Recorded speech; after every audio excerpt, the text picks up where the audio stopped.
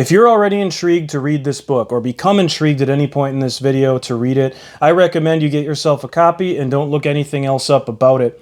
I'm not normally someone who believes in spoilers, but with this book in particular, I feel that the act of putting it together and connecting it to other things I was reading and my own concerns and ideas was really the most important part about it, and not what is specifically and actually in the book, if that makes any sense. But there's this sort of multi-dimensional, metafictional quality to the book where it kind of emerges off the page, and your thoughts about it reflect so powerfully your thoughts about life that that's kind of why I say that. That being said, I think to get any of that out of it, you have to read it at least twice. And the author, even in a metafictional way, on the first page, he might be talking to you, the reader, maybe not, says, read and forget it 3 times. It's a subtle or not so subtle way to let you know you're going to have to reread this. And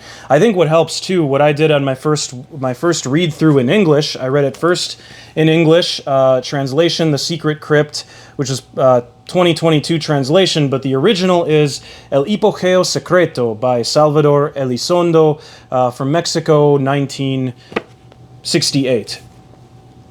So I read it first in English, second in Spanish, but on my first way through in English, I wrote down everything about the book that I thought was true, because by the end of it, I still really didn't know what was going on. And I looked back over my notes, and I realized there were fragments there. I was like, okay, I have a few pieces that I bet if I read it again, this is really going to blow my mind. And so I did in Spanish, and my mind was blown.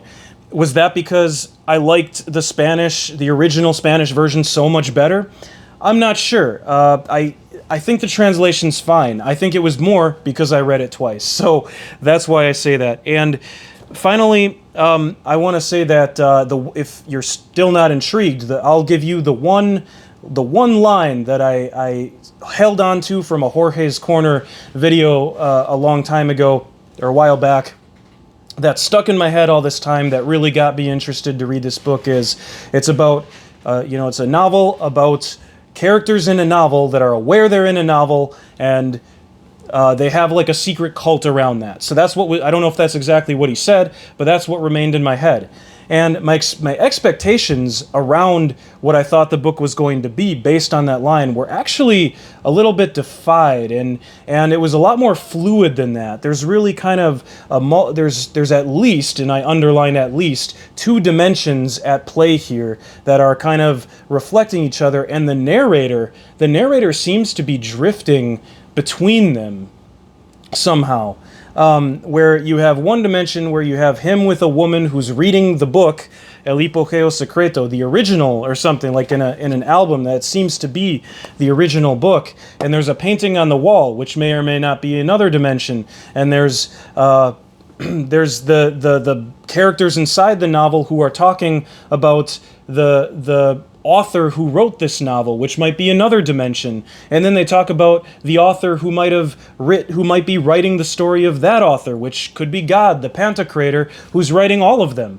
So this is the kind of stuff that's at play. So I've heard this book thought of as like, a hall of mirrors or a puzzle box, different things I looked up now online after reading it, in ways that people describe it, and all of them are reductive. None of them quite capture how actually fluid this multi-dimensional quality of the book is, and that's why it's so hard to grasp on a first read through it. And also the way it's written in just these long, maybe no paragraph breaks. There's a few page breaks, maybe 4 of them. The dialogue is often difficult unless you read a section twice to really know who's talking. And actually, I'll get to this in a bit, but you're not even really sure who's who as far as the characters, or even who the narrator is at any given time. Is it the author? Is it one of the characters in the book? Both? Is it, or is it somebody else entirely? The guy in a room who's with this woman reading a book. Anyway, what this book I found was really about, what is it really about, and why did I get something out of it, is that it's a book about writing books about writing worlds and the imagination. And it's also a book about the failure to write a book. And this is kind of what I'm going to start with. There's a lot more than that, but there's one character called E. And this is a good time to say that all the characters are named after letters. Within the book, El Hipogeo, not the book that I'm holding, Hipogeo Secreto, but the book within the book, and that the characters are aware they're being written. So the characters within the book are X, H, E, and another one called, for some reason, pseudo T. So T is the letter T, but pseudo T. So it's almost like there's something here to tell us that T doesn't belong. But maybe we'll get to that later. The one I want to focus on right now is E, because very early in the book, the author says, like, almost in an offhand way, so you can barely miss it, that E might be me, the narrator. Like, I might be E.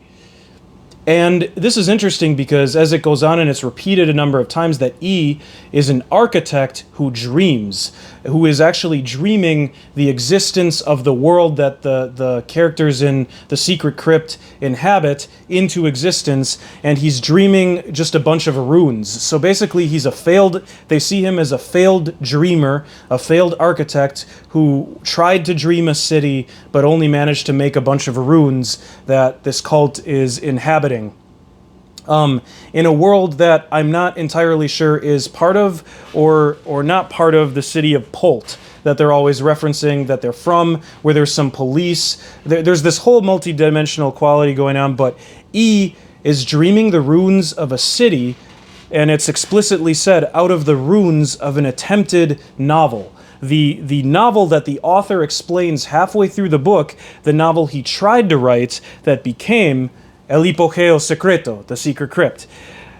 So in this part, which I'll talk about, the author explains that he wanted to write a book similar to a book by Jules Verne, and I can't remember off the top of my head the name of that book, but basically you have two wealthy inheritors of fortune, one French, one German, that go off and found their own cities, and it was kind of based on that, but then the author kind of talks about how that became, he started, basically the ending of that story that he was writing, or that novel, was going to be that the whole thing was a novel that somebody was writing in another world sort of thing, but then that world became the novel, and the story of the book that he originally intended to write became the novel, and then that whole thing in itself became a book within the novel he actually ended up writing, and then the dimensions just started going until he basically found himself in this hall of mirrors, I guess you could say this, but it's not quite that. This hall of different compartments of mirrors that feels like it was somewhere at the center of the universe of all ideas and the whole imagination. And so The Secret Crypt is really a book about all of the books, all of the ideas in the world, and kind of this point, this point of, I don't know, this multiverse hub. That's what I got out of it, okay?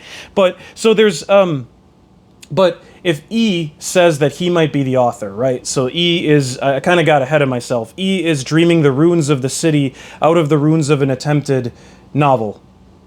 So that makes me ask, are all these characters fragments of the author? And in that, there is a Gnostic element to the whole book. Even in the language that's used, as well as the themes. But in this book, it's hard even to separate the two. Yet I will disagree with the translator that it is essentially a linguistic experiment. The translator, who I think did a fine job, Joshua Pollock, in the English translation, says something like, that this book is a linguistic experiment. I think it is more than that, and I hope that's apparent by all the things I'm talking about. I think Gaston Bachelard, Poetics of Space, really primed me to read this, and is part of the reason I even just quick ordered it and decided to read it as soon as I got it. because of that metafictional quality, after reading Bachelard, I'm finding it almost impossible to just accept like true immersion in a fantasy world, even though that's almost what Bachelard is sort of. He's trying to elevate the poetic image to a thing of its own being, and in some ways, the failure of an author, the failure of the author of The Secret Crypt, whether it be Salvador Elizondo or a pseudo Salvador Elizondo, is kind of the failure to really believe in his world in a way. He created this idea for a world in these two different cities, a very symbolic, metaphorical thing, but then it fell apart. And in a way, this Gnostic idea that all these characters could be part of Elizondo, I don't think it's quite that. I think that all of these characters, I mean, it might be that, but also all of these characters are letters for a reason. They are barely real. They have no physical descriptions. They are runes of characters in the same way that E is trying to dream a city, but can only make runes. They are the half-dreamed runes of characters, as the city that they inhabit is a half-dreamed city of runes. So,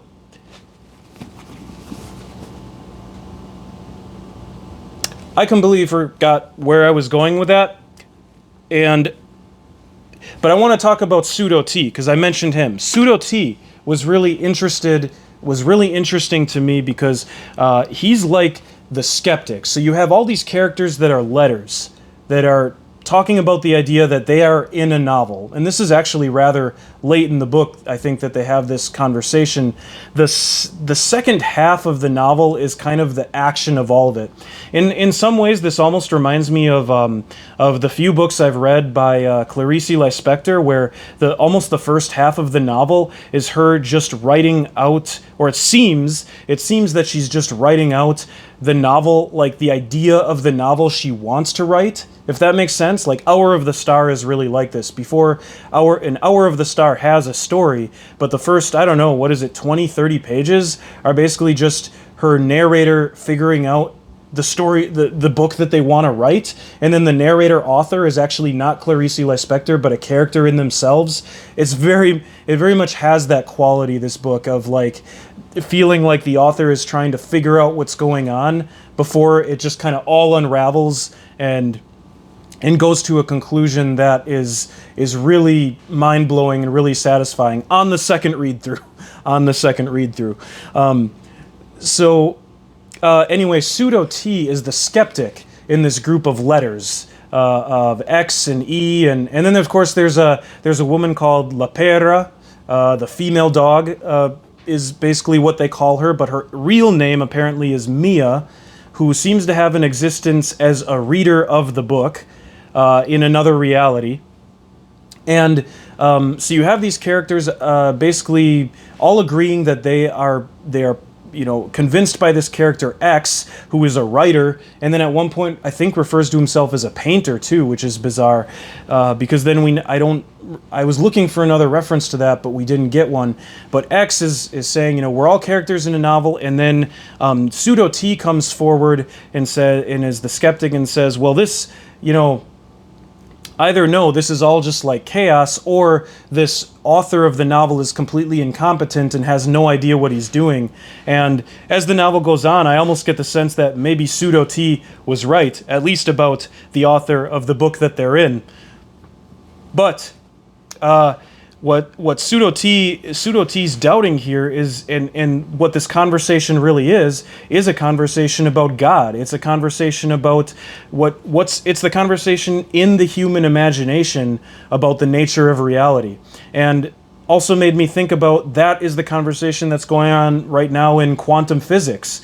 Quantum physicists, for as smart as they are, and I can't follow their calculations, I'm nowhere near smart enough for that, but what I do understand about it is that they aren't even sure among themselves if what they're doing is just some really powerful imagination that creates formulas that work, or if they're actually describing reality. And so I think conversations about, pretty much everything in this world, about God, about quantum physics, are really conversations about the imagination. And that is, I think, why Gaston Bachelard really primed me for this book. Okay, that's what I was trying to come to. And what Pseudo T's doubting reminded me of is from Ernesto Sabato's on Heroes and Tombs. And this isn't the only connection you can make to Ernesto Sabato from this book. Sabato's an Argentine author that you should really check out if you're not familiar with him. But there's a part in Report on the Blind where the character Fernando writes out his ideas about God, like explicitly, that he basically deduced that God can only be one of 7 possibilities, and I'm going to read all of them. 1. God does not exist. 2. God exists and is a bastard. 3. God exists but falls asleep from time to time. His nightmares are our existence. 4. God exists but has fits of madness. These fits are our existence. 5. God is not omnipresent. He cannot be everywhere. At times he is absent, often some other world, in other things. 6. God is a poor bugger confronted with a problem that is too complicated for him. He struggles with matter as an artist struggles with his work. Sometimes, now and again, he manages to be Goya, but in general, it is a disaster. 7. God was vanquished before the beginning of history by the Prince of Darkness, and vanquished, turned into a supposed devil. His prestige suffers twice over, since the creation of this wretched universe is attributed to him. Now, I'm not saying that that is what I believe, but those are all ways that you can interpret the secret crypt, and definitely the ways that Pseudo T is coming from. And I think even the author himself, well, the way the book unravels to me is, one timeline is moving in one direction and the other in another, and they meet on October 13th. None of this will make any sense to you, if you haven't read the book. But you have definitely these 2 timelines of the book itself, but they seem to work in multiple realities. The Pantocrator is this idea of God, but the imagined is the author.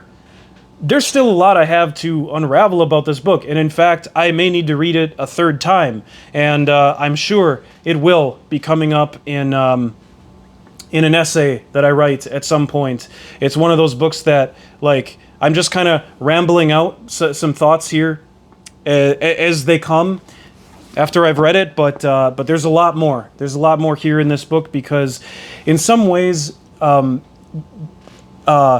what this book made me think about metafiction and the way I view fiction now, after reading a lot of fiction, and it's to be very truthful, harder and harder for me to become immersed in fiction, but I don't feel that that's necessarily because I'm less imaginative or creative. In fact, I, especially after reading Bachelard, feel it's very easy for me now to look at this book and these characters within the book as their own being and not have to understand them as characters. In a way, accepting poetic images as their own being allows you to accept different concepts as their own being and follow them to a conclusion.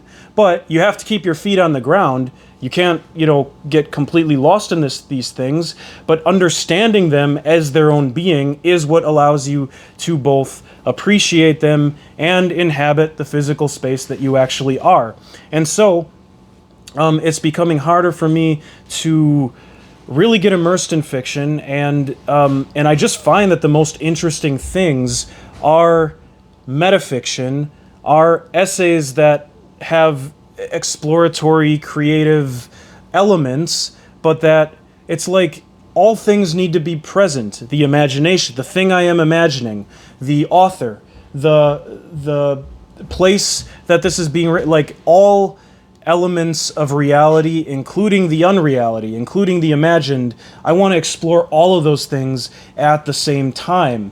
I don't want to suspend one or the other. I don't want to be, okay, now I'm in unreality, and now I'm not in reality. And so, actually, I've gone from a reader that couldn't stand metafiction, that couldn't stand experimental fiction, never really read essays, was reading only fiction for like 2 years, to somebody who's now like mostly just interested in metafictional writing, or the spaces between poetry and essays or journals, or that I'm not at this time as interested in the pure conceit of getting lost in a fictional story. Now, I'm not saying it's always going to be that way, and I'm not saying that pure fiction as a thing to get lost in, or to hold, for an author to write a piece of pure fiction and suspend their reality or work their reality into a convincing piece of fiction, that is truly a skill, and I am not belittling that. It's just kind of where I am and where my thinking is at, how I'm just so concerned right now with the separation between fantasy and reality, and I think it really is at the core of this is my concerns with where large language models are going. I don't want to say artificial intelligence, but in reality, artificial intelligence is right now, that's the imaginative part. We don't have that yet. We have large language models. Large language models is what they really are, but there is this whole imaginative world of artificial intelligence that really rich people are pushing and pouring tons of money into, and maybe we can create it. Maybe we can create a supermind or whatever. I don't know. Or conscious AI. Maybe we can. I'm not going to say we can't. We don't have it yet, but like the ability to separate imagination, fantasy from reality is important, but that's not even imagination. Imagination is actually our power. And I think that is what I'm really reaching for here, is that imagination is the ultimate power that convinces me that, at least as things stand right now, large language models can't win. I mean, I see their dangerous addictive potential, and when I read a metafictional book like The Secret Crypt, my mind goes to the way I get into, or have gotten in the past, into video games, and the way my mind engages interactively with things and wants to explore any possibility or something like that, But I think the real lesson here is that we already have that ability in our minds. We don't need a large language model. As humans, we have infinite capacity for imagination. We can imagine progressively as many pictures within pictures as we possibly want. We can't maybe do it as fast as a large language model, but that only matters if you're thinking of life in terms of efficiency. And so I don't know how this ended up being a conversation about AI. I really have to slow down and stop here because, I'm just going to say something stupid, and probably already did, but but the point is, what I'm trying to say is, I'm not afraid, because Bachelard, The Secret Crypt, right now, these two books have shown me that the power of the human imagination is the most powerful thing that we can possibly have and possibly inhabit. And that's why I'm not afraid. And not only that, why is it so powerful? Because it can create extraordinarily complex and interesting puzzles that we ourselves find solutions to. And actually, that process, that imagination process, is really special. It's not pointless. It's not stupid. It's not a waste of time. It's what we do in religion, in quantum physics. It's what we do. It's what gives us a reason to live. So anyway, all this in support of metafiction. All right, thanks for watching. This was a weird one. Peace.